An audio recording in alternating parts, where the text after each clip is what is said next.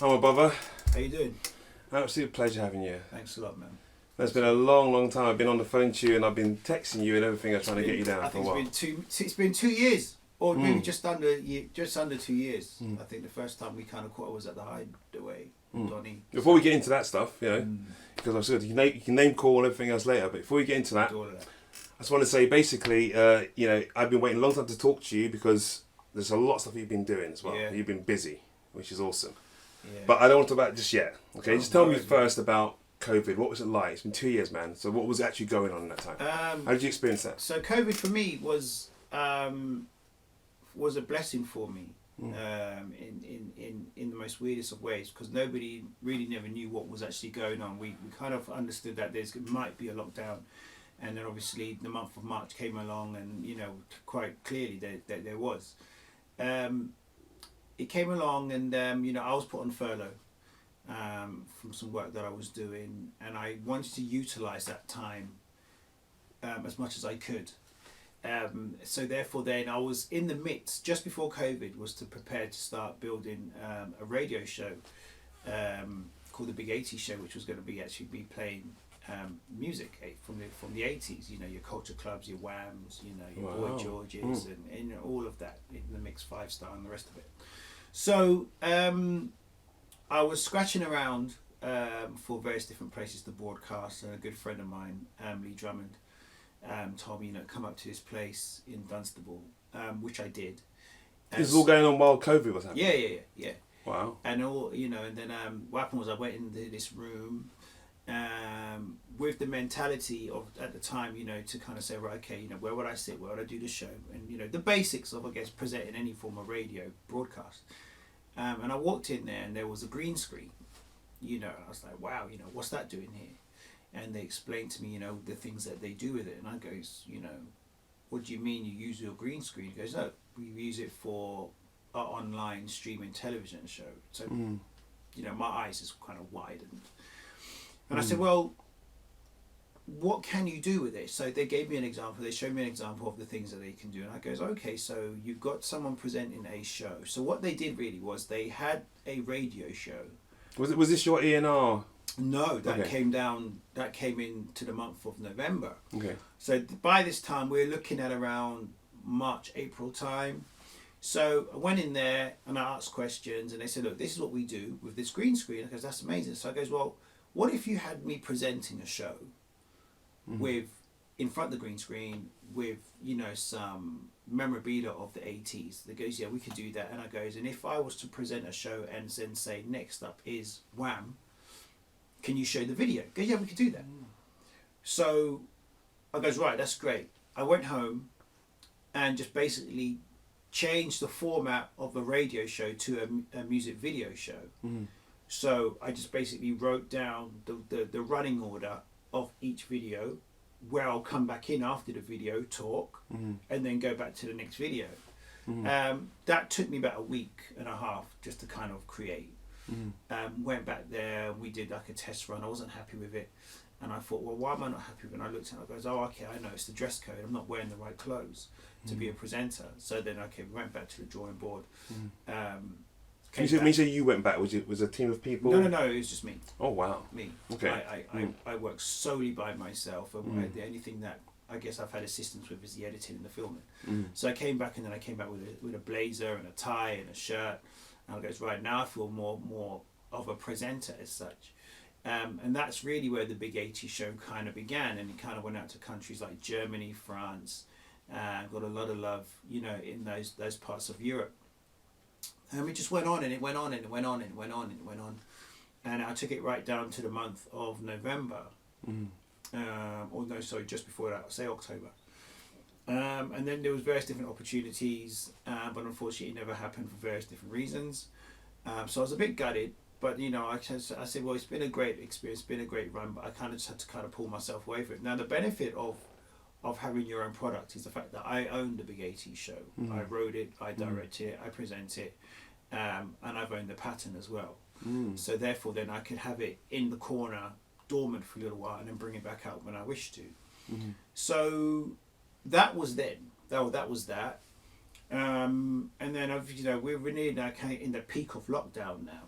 So I began to look at what the States is doing. So I managed to kind of jump online and look at stuff what was going on in LA, and I realized that this time that everybody which was well known, famous in the world, was using the same platform as the man down the road, which was Instagram. So I began to look and see what was going on, and then one of the interviews that I saw was Dawn Robinson from En Vogue, speaking to I believe a radio presenter at the time, or someone basically who was owning. Yeah, because there was so many interviews. People were doing a lot of this stuff online. It was really, it shook things up because you couldn't really do that before. No, it was, and I think as well, because everything has such a standard, a broadcasting standard, an interview standard, you wouldn't have dreamt about doing it in that way, without the bells and the whistles behind it. But you're seeing someone like Fat Joe speak to Mary J. Blige, and it's a typical Instagram split screen. They're on live. So I said, okay, that's great. So what I started to do was start really analysing what was really going on, and really kind of very astute to why the thing is happening, and understanding of what's to be done and what you can do with it. So then what actually happened was I saw an interview with Dawn Robinson, screenshotted it, reposted it, and I was at work one day, it was kind of my phone pinged, didn't think nothing of it, and I looked at my phone, it was actually Dawn Robinson saying, thank you for watching the show, glad you enjoyed it, and this would have been about 2 seconds after she did it. So straight away, I fired back a message saying, thank you very much, that's really great, would you like to come on my podcast? And he goes, I'm from London. She goes, oh my God, I love London, it's like a second home, yeah, I'd love to do it. Now bear in mind, to you and the viewers, there was no podcast. I never had a podcast. There was nothing called a podcast. I never had anything to do with anything of that nature. Love it. So she actually had 2 weeks, a week and a half, 2 weeks before she got back to me. I goes, okay, that's great. You do your thing. In the next 2 weeks, we'll come back. And so therefore then, within that time frame, I had to think of something, or else it was not going to work. And I think it was easy for me to kind of use my live, create a time, create a date, and just use the live. But I thought, well, no, you kind of got to make your life separate from your Instagram of what you regularly use, and then have it different from this is a new platform. So I was there for like a few days, and I was thinking, well, what am I going to call it? What am I going to call it? And I started to look at buzzwords and trends and everything else that was being used around this whole period of lockdown. And I knew it had to be something entertainment, and I thought, oh my God, entertainment show, entertainment news, and I thought, okay, entertainment news, okay, that's great. And I always thought, well, it'd be great to kind of find out what was going on movie wise. And I remember growing up watching a show that used to be on TV on the BBC when they used to look at movies and do reviews on them. So I thought, let's combine all that and call entertainment news and reviews. Hence the birth of the E&R show. So had that, and I kind of made a template for a poster, and then she and I, we exchanged numbers, and we said, okay, let's do this. And then Dawn Robinson was actually the very first guest I had on my E&R show as the podcast. From there, I spoke to Mark Nelson, which was a member of the group As Yet. I spoke to the beautiful voice of beautiful Shanice as well, who sang I Love Your Smile back in 1991. Spoke to the Jones Girls, Colin McMillan, various different entrepreneurs, doctors, and so on and so forth. Anyway, I wrapped up about 25 interviews. Wow. And I said to myself, I need about a 3-week break. So within the 3-week break, my last interview was Pam and Rochelle. Now, Pam and Rochelle was from a group called Black Girl back in the 90s. So they did a track called I'm the 90s Girl. And that was it. So I've kind of kept contact with them. Particularly, I designed a logo for their merchandise as well, which they're going to use on their t-shirts. Oh, I think I've seen some of that stuff on Instagram. Yeah. So with that, they put me in contact with Monso Eshi. So the 25 interviews came to an end, and I said I need a 3-week break. Within the 3-week break, I reached out to a television network company. I told them, have a look at what I'm doing on my IG. Do you think that I could have it on your show? He goes, yeah, not a problem. So within about 3 weeks, I converted the E&R show podcast to an E&R show television show. Wow. And Monso Eshe from Arrested God. Development was my first guest that I had, televised guest on TV. Oh my God! Talk about telling everyone how to get there. Do you know what I mean? That's the route. Yeah, That's the route. that was it, and you know, that went out in summer, June. That went out in summer. You know, obviously, I was watching all this Yeah, happening. And I think, wow, this is insane. I mean, I just, for me, it was like this guy. I didn't know that kind of you walked into this. You know, I then kind of jumped and walked into this whole thing. Sure. I just thought it was like you'd already had. I didn't know you very well enough to know what your story was. So I just thought you were on this from day one doing this. But that's what we're going to ask you. So look, for far as I'm concerned, all I got from watching you was that this guy's a natural. That's all I got from watching you. That's what a lot of people say. Yeah. Perfect for the job. But you know, so when did you realise that you wanted to be a presenter? How did that even come about? Presenting itself, no. Television, no. I think by the time I was... But you can host, don't we? Hosting is 14 years of age is when I knew that I could do it, I guess. I used to listen to a radio station called Choice FM. And by that time, you know, I was listening to people like Jenny Francis, Kirk Anthony, Calvin Francis, George Kay, Daddy Ernie. And they kind of were like the people that I wanted to kind of cleft to. Because obviously they played the music that I was listening to as I was growing up. On the other side, you know, one of the mentors, pioneers, or you could say one of the very first persons that really gravitated to me as a presenter was a guy by the name of David Kid Jensen. And he was an American presenter in the UK in the 1980s. So I always said, anyone who knows me, or whenever they might hear me play a soul song, and it's coming from an artist called George Benson, and the song Shiver. That was actually the first song that I recorded of the David Kid Jensen show back in the 80s. So from then, I've always liked music, and I've loved radio, and I've always loved the way how radio presenters sound through your speakers, the way how they made you feel like you were their best friend and they was only talking to you. So I used to listen, and then obviously when I got to about 10, I used to pretend I was on the radio. So myself and my schoolmate Leon, we used to kind of pretend that we was on the radio, and then I think for me, I just kind of ran with it. And then as I grew up into my teenage years, you know, having your stereo in your bedroom and, you know, stringing it all up, because at the time I had separates. You know, and then trying to catch your favorite radio station by pushing a piece of wire in the back of the antenna connection. And I came up alongside Choice FM in the early 90s. And again, you know, that was now my teenage years of, again, music, but listening to presenters. So these presenters that I'd mentioned before, they've kind of made me feel like, you know, we knew them and they were speaking to you directly. Of course, you know, you had the greats like Terry Wogan and Des O'Connor and all those guys. So I reached out to Daddy Ernie on Choice FM. I reached out to him and goes, you know, it was like 1998 at the time. I goes, was it a positive response? Yeah, it was, because it was the very first time I ever walked into a broadcasting studio, and Daddy Ernie was the first person that invited me down.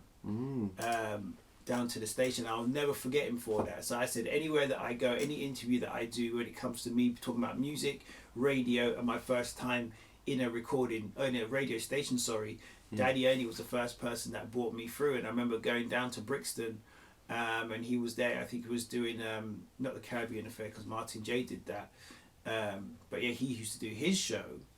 And I was there, and I was just amazed just to see this thing happening, and seeing where he sat and where he stood, and you know, he's pressing this button and that button. You know, at the time he was using vinyl. So you know, seeing the vinyl spinning and you know, and all of that, it was just absolutely amazing.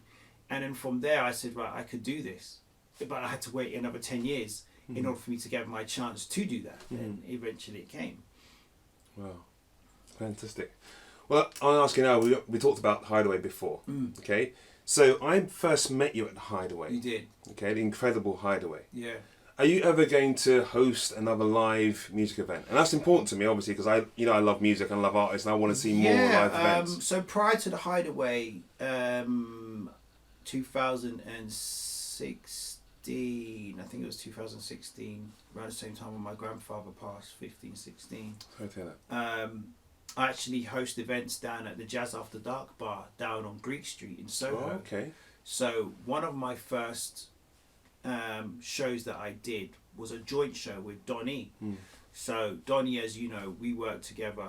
I'm his stage compare. Okay. So I invite him on stage, and you know, I'll do I didn't know that. I intermission. didn't know that. Yeah, I know that you guys have a good relationship. Yeah, we kind of we kick it real good. I mean, you know, it goes way beyond music with me and Don as well, which was just a beautiful thing. Whereas, like I said, anybody that not only has you around their work, but has you in their home and around their family, you know, you respect that on a totally different level.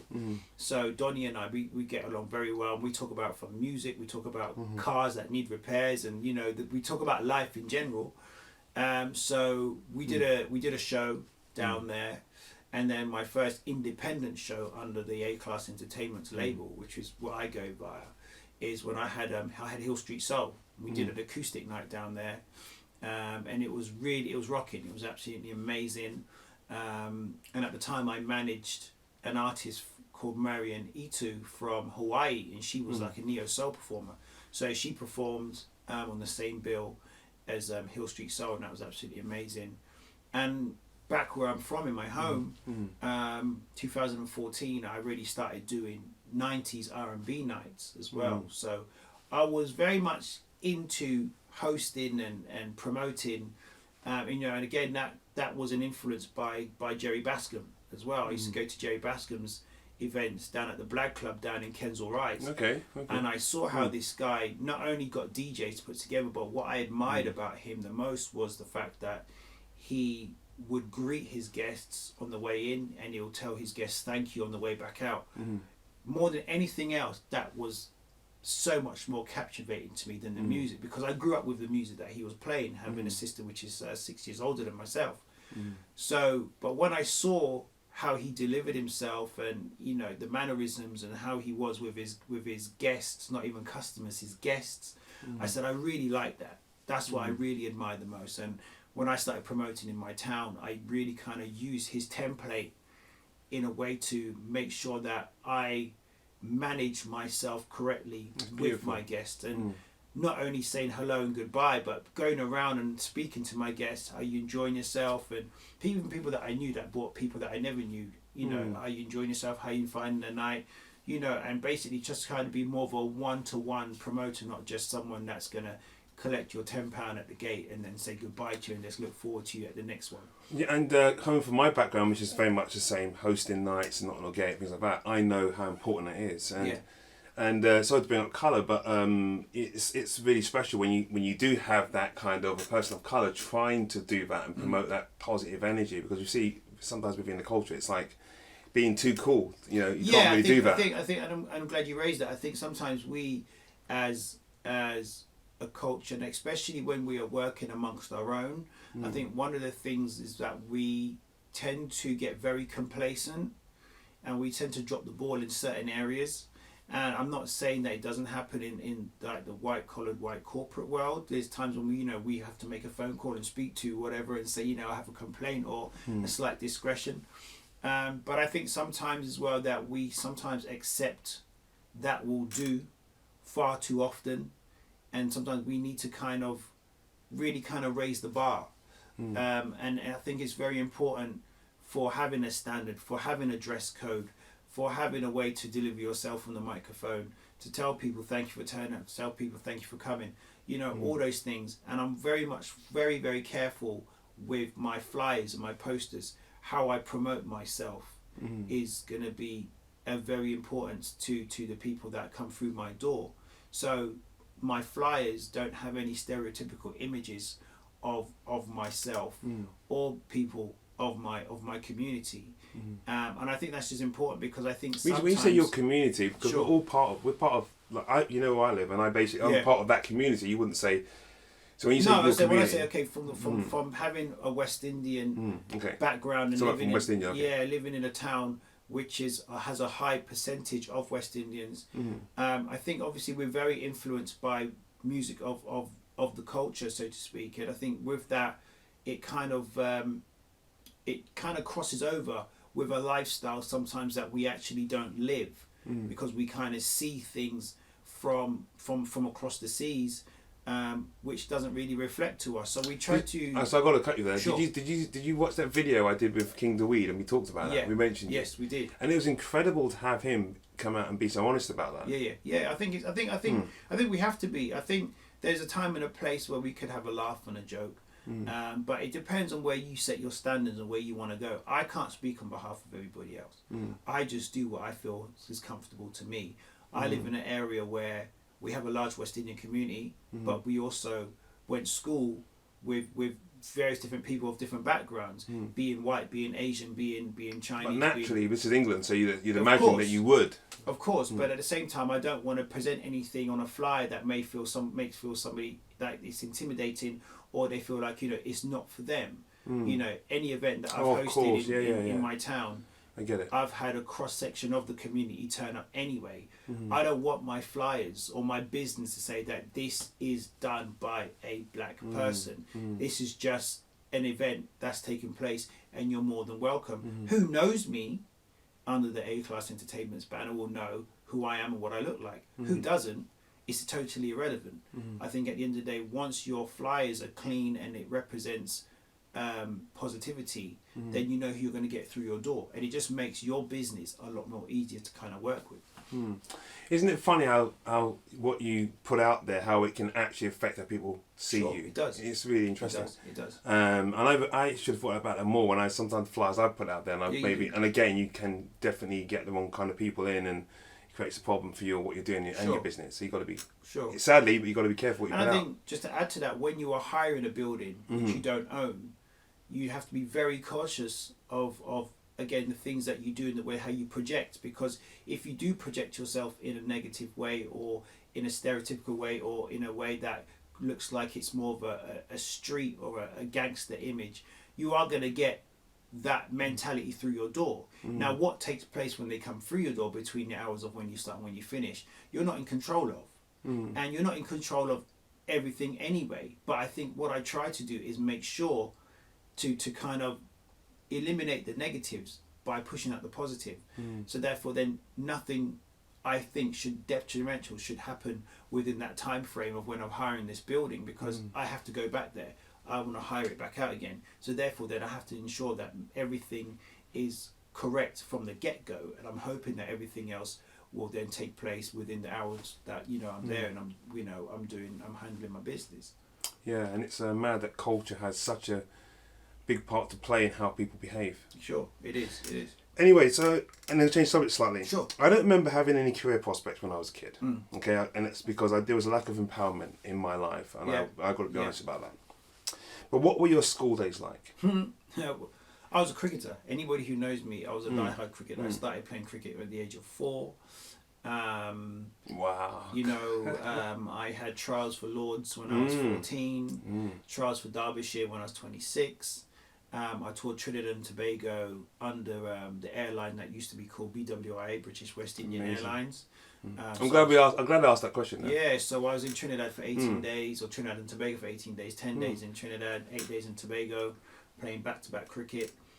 Cricket was my life. So in answer to your question, I think my education was not so much paramount, and not that I encouraged that, looking at the age that I am now, but it was always cricket for me, and when I started secondary school, I remember just starting and kind of finding my way around your new school as you do, and we walked out onto the school field, and I realised there was a slight indent in the field, and it kind of went on for a little while and it went back up again, and I walked out there because there's a cricket pitch.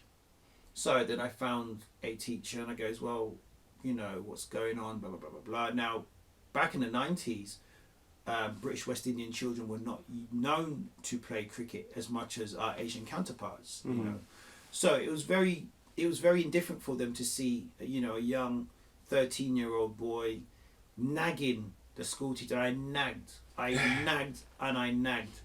to the point where I think he got really fed up with me, and he goes to me, he gave me a book, a notepad about this big, and he goes, if you could get 14, if you give me 12 names on this notepad, I'll set up a school match for you. And by the end of the day, I had 14 names. I goes, well, these are going to be additional players if people drop out, whatever.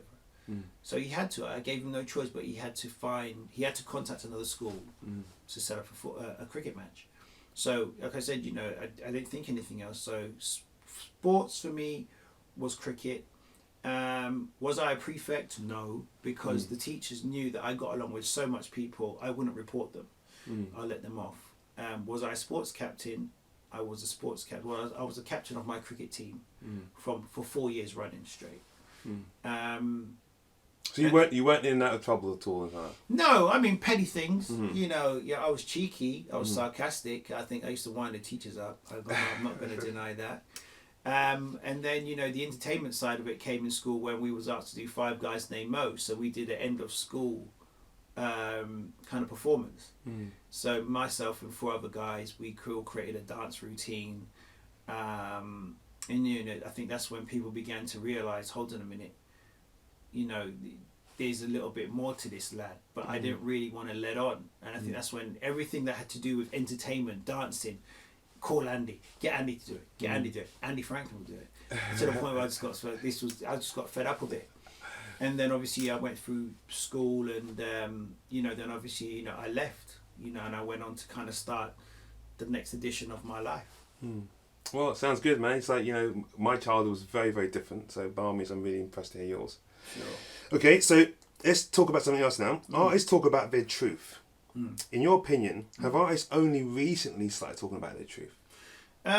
It really depends on in what department of truth. If you're referring to, the mistakes they've made, or even talking about the industry, I think. I mean, I'm on about being like, what we see now is basically people say, okay, every song you hear, like on the radio, tends to be about people talking about their life right now. In hip hop culture, it's about your life right now. If you're not living that truth, then it's like you're not real. Whereas in indie music or whatever, you can make anything up all day long. But there were artists, there were people of colour who basically who used to, like James Brown. Wasn't he talking his truth? I was trying to say to you, is it only now we're talking our truth? I think now.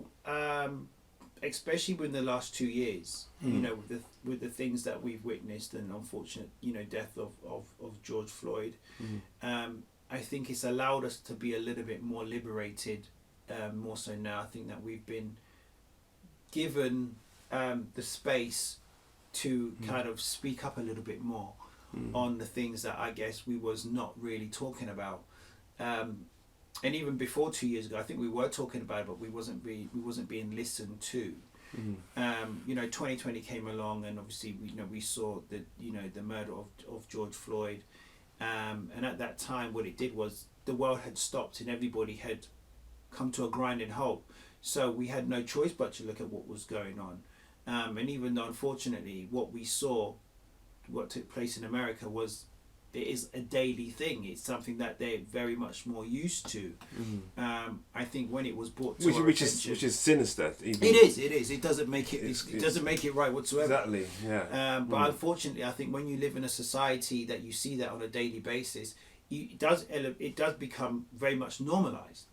But I think it was quite shocking to see. And then, as I said, because we was all on our phones, all on streaming platforms, it came to our attention a lot more. And I think because of the backlash that it had, back here in the UK, where a lot of people within corporate organisations were beginning to feel, well, hold on a second, let's kind of check our tick sheet now and see what's going on.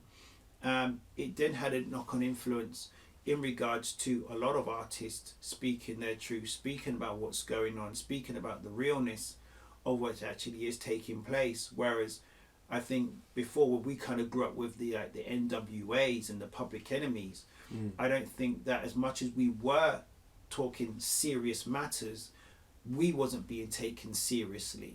I think that is, people were seeing that we've got a chip on our shoulder, or it's expected for us to kind of talk about these things because we lived in a certain zip code for those in America and a postcode for those that live in the UK.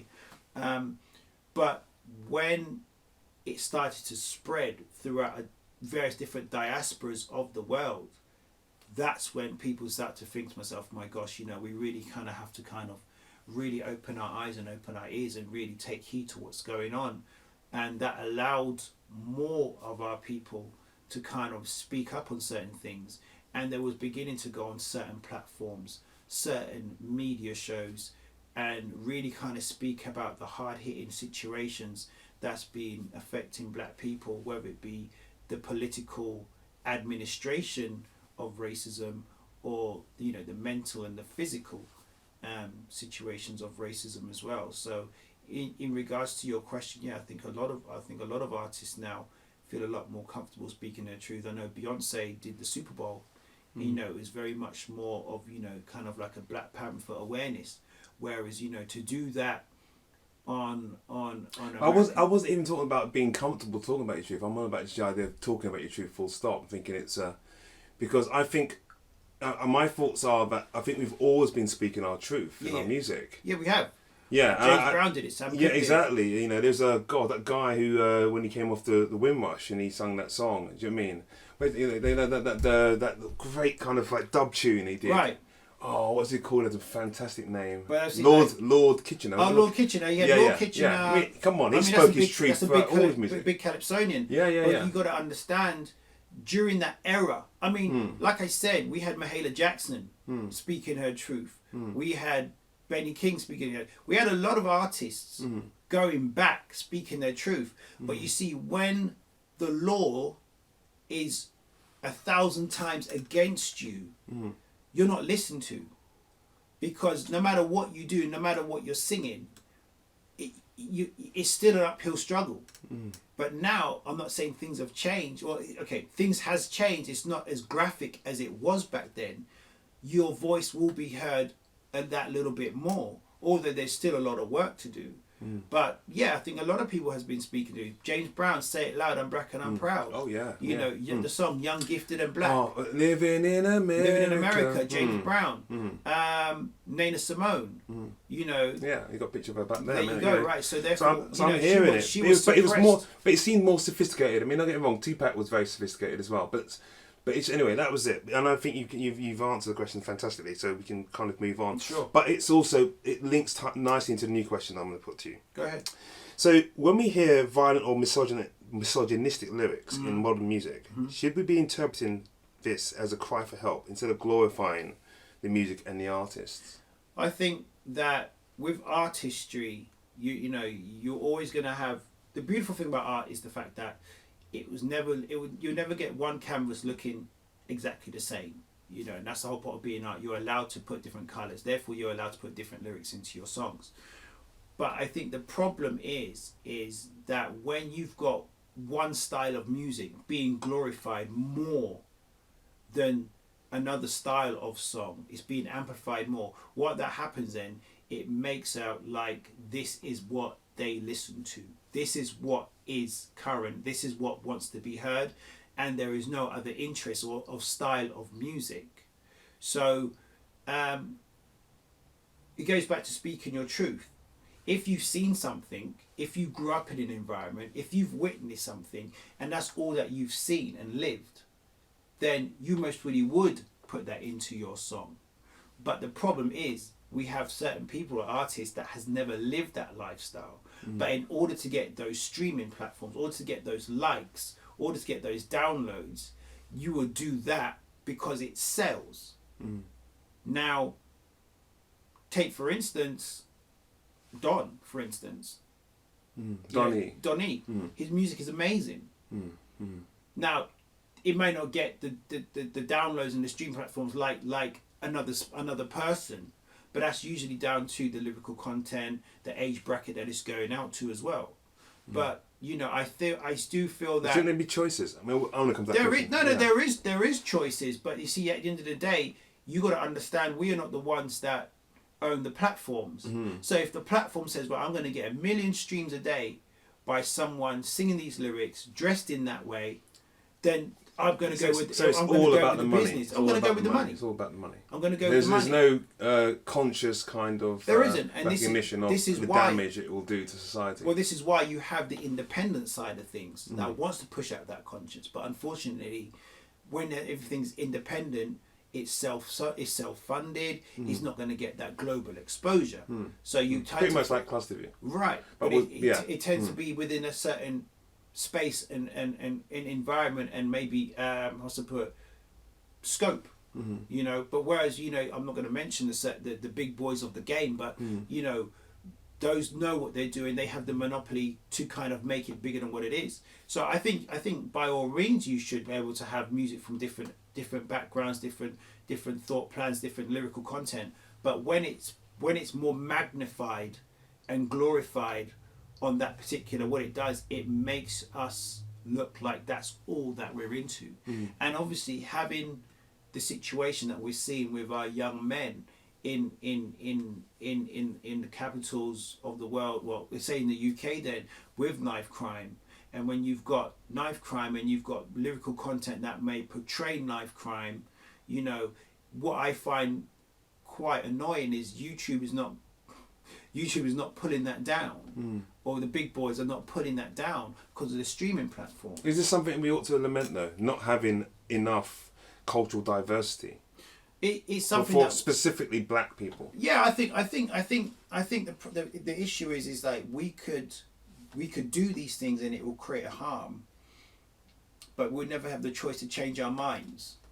Whereas an artist that's no longer with us, which I'm not going to mention, he could have a car accident and still be a great person, knowing the reason why he had a car accident is not because he was tired. There could have been a lot of influence within his body to create that accident.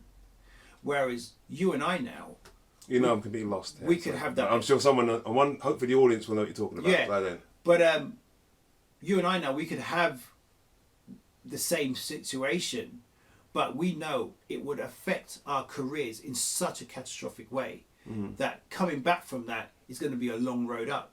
It's going to be a hell of a long road up, and we can't shake that off. Even if we do get back onto the platform where we want to be, we're always going to have that overshadowing ourselves. That stain, basically. Yeah, of course.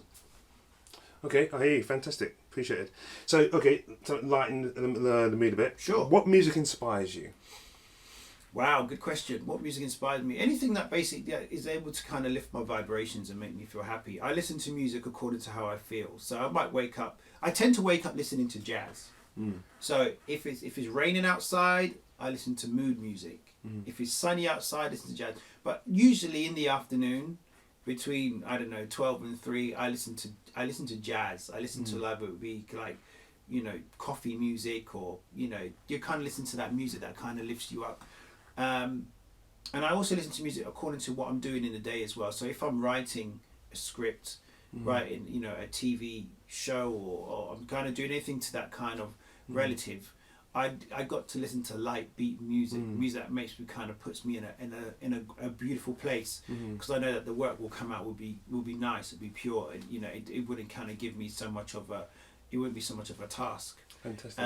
If I'm going to do anything like sports wise, if I'm going to play a game of cricket, I've got to listen to music which has a lot uplifting. So I tend to listen to a lot of Bob Marley when I'm going to play. When I'm on my way to a cricket match, I tend to listen to a lot of Bob Marley. I don't know why. There's no particular reason or a particular song, but I kind of do that.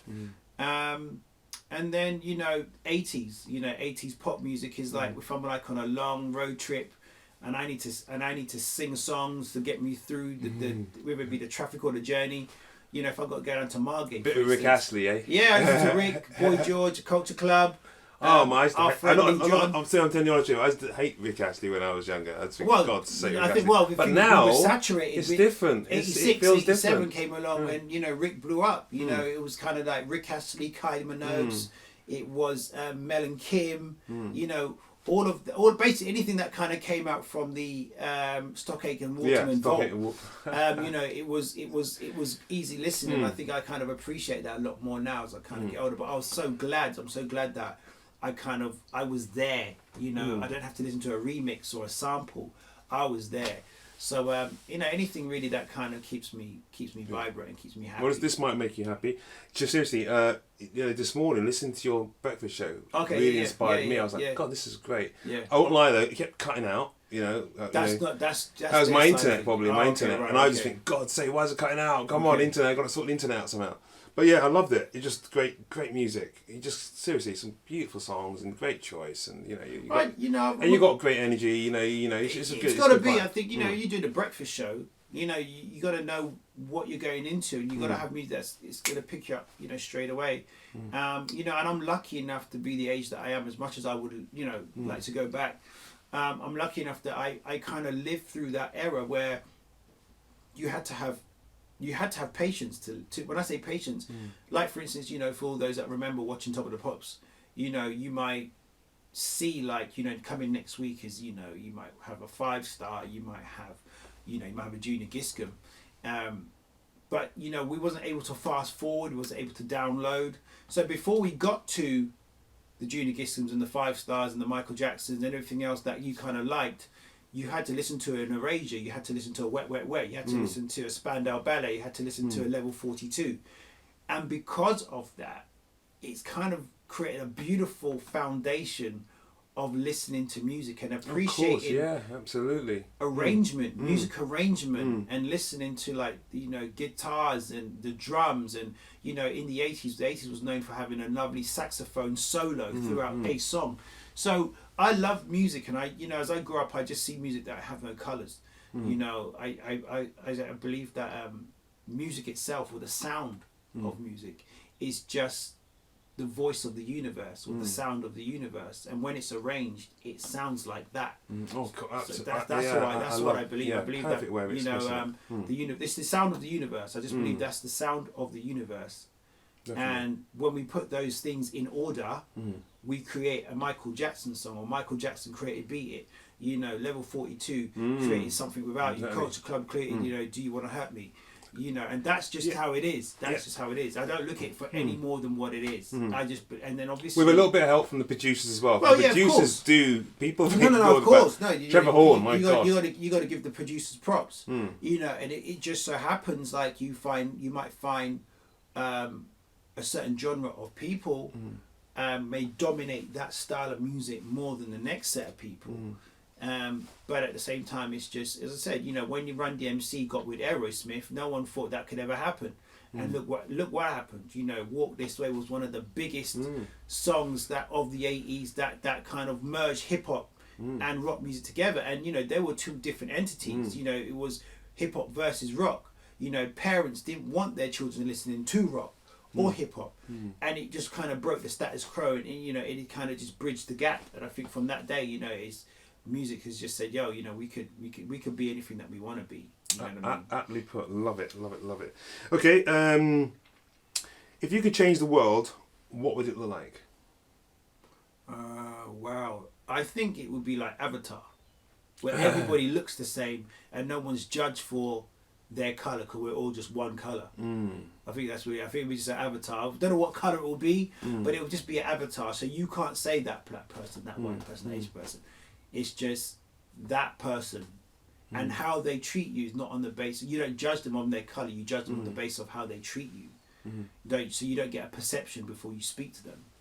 And I think that's one of the important things. I think that's what we're kind of going through at the moment. I think one of the questions that you kind of put at me was, it's very unique to see someone of my ethnicity that embraces music, which is, I guess, not known. We're not known for embracing it. And again, it just goes back to the fact that I don't see music. So basically, are you not a typical? You'd be considered not a typical black person. What is a typical black person? There you go. So what is? I think again, if we allow society to kind of paint that picture, then I guess I will be. I've turned up in an interview rocking a New York Yankees cap and a hoodie, and I'm wearing my pants are kind of loose.